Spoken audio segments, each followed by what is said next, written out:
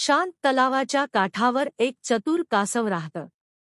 दररोज 2 बगळे तिथं मासे पकडायला येतात. सुरुवातीला सगळं शांत असतं, पण एके दिवशी तलावाचं पाणी सुकायला लागतं.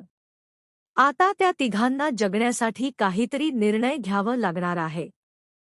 शांत तलावात राहणारं चतुर कासव आणि रोज शिकारीला येणारे 2 बगळे.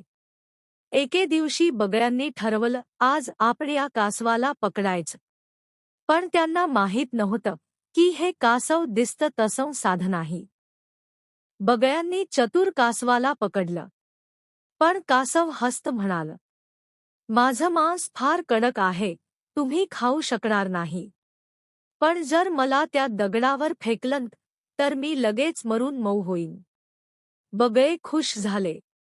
पण त्यांना काय माहीत की कासवाचा हा एक शहाणपणाचा डाव आहे. बगळ्यांनी कासवाचं म्हणणं खरं मानलं आणि त्याला दगडावर फेकलं. पण दगडावर पडताच कासव झकन पाण्यात शिरला आणि सुरक्षित निसटून गेलं. बगळे थक्क झाले. आणि कासव हसत म्हणालं, शहाणपणाने जगात वाचता येतं. स्क्रीनवरील टेक्स्ट.